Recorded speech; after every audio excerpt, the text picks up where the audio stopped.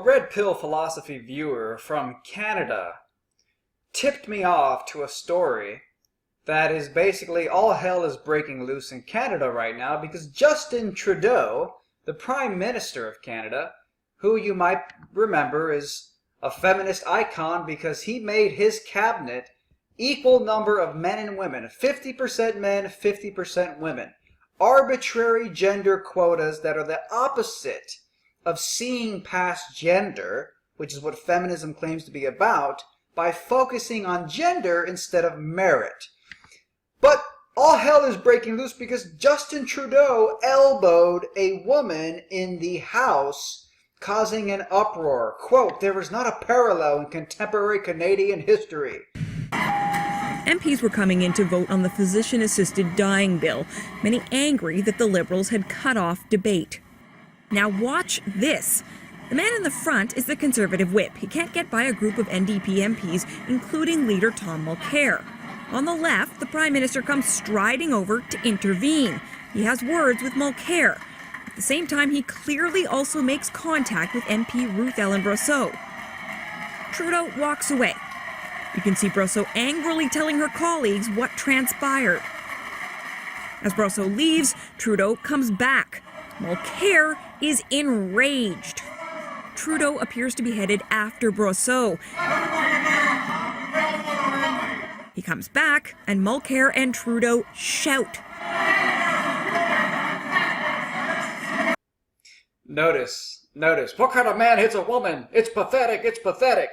And fair enough, men generally are stronger than women, so it makes sense that you would put more pressure on men when it comes to situations where there's been a little bit of a physical exchange between them. Now here is the female who got elbowed. Here is her statement. I was the member in question. I was standing in the center talking to some colleagues. I was elbowed in the chest by the Prime Minister, and then I had to leave. It was very overwhelming.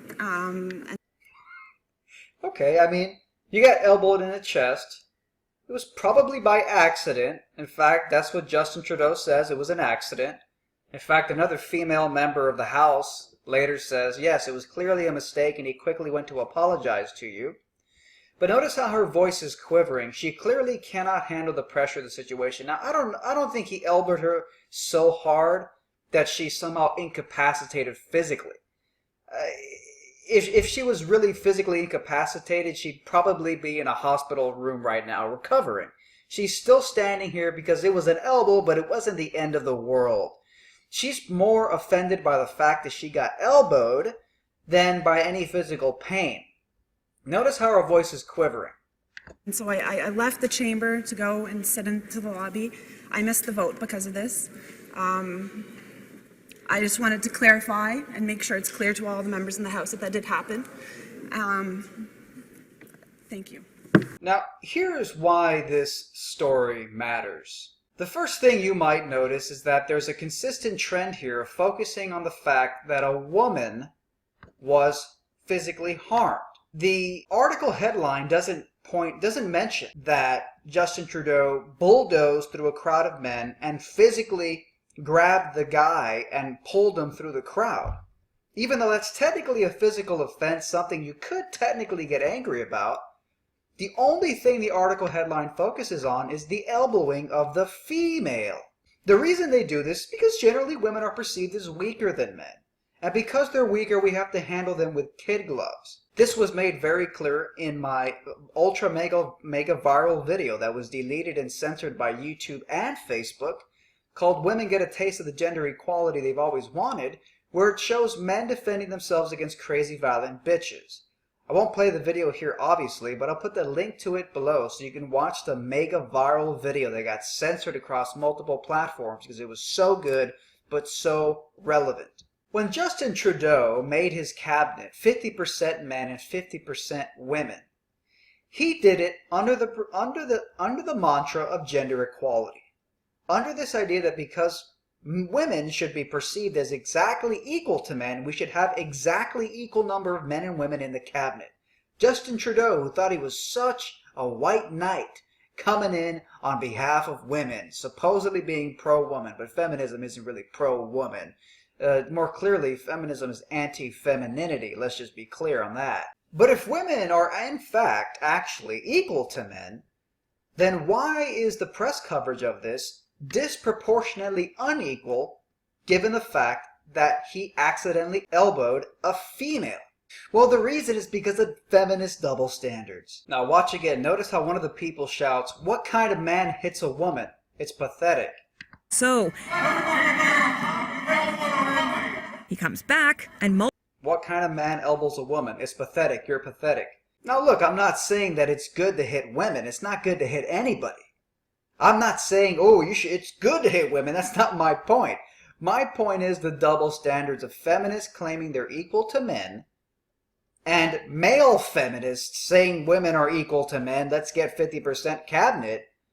Yet the moment Justin Trudeau, the ultra-progressive feminist, accidentally elbows a woman, everybody reverts to some kind of chivalrous patriarchy where they have to sweep in and tend to the helpless damsel in distress. And of course, it's actually pretty interesting because the Canadian viewer, the Red Pill Philosophy viewer from Canada who tipped me off to the story, he actually purchased one of my fantastic Donald Trump Finally Someone with Balls t-shirt, and he actually posted a video to Facebook talking about it. I'll show you a quick excerpt from it. So my little Muslim buddy Maz, and I repeat Muslim, got me a birthday present. Finally someone with balls. Donald Trump. A reality check. He's mopping up the whole fucking US election. People are obviously coming out of the closet and voting for him because they're not scared anymore that some fucking left-winger's gonna key their car because they support Donald Trump. And fucking, for your information, maybe people should pay attention to this because right now we're just getting more and more and more left-wing in our country, Canada. And look at the fucking government we have. A bunch of fucking cowards that are going to fucking grind us right down to where the States is at right now. And guess who you're going to be voting for? Probably the first fucking guy with a set of fucking balls that runs for fucking Prime Minister or fucking Premier. By the way, guys, this dude here, he's apparently some kind of a personal trainer fitness guy. So I'll put the link to his Facebook page below. You guys can check him out. He's pretty fucking awesome, at least as far as his video is concerned. So let this short clip help you get a sense of the pulse of how some Canadians feel about the complete pathetic meltdown that happened because Justin Trudeau, the ultra-progressive feminist, male feminist, accidentally elbowed a woman. Justin Trudeau, in his pathetic PC effort to claim that he's Mr. Pro-Woman when he's actually anti-femininity, claims that he's all about being for women to the point where you have to be so sensitive around these women who claim they're equal that traditional masculine spaces have to be neutered so that you have to tiptoe around women. God forbid you get a little too masculine and rough. That means you're being a sexist. It's really about merit. If you claim you're equal to men, then you can handle being around men, right? But you see that the whole thing is about he elbowed a woman, and there's a little too much. If it was a man and he accidentally elbowed him, do you really think there'd be this outrage? I don't think so. Unequal reactions while they claim that they're equal to us. That's the issue. And of course, if you guys are interested in the Donald Trump Finally Someone with Balls t-shirt, hopefully America never becomes as pussified, and maybe Donald Trump's balls will lead the way.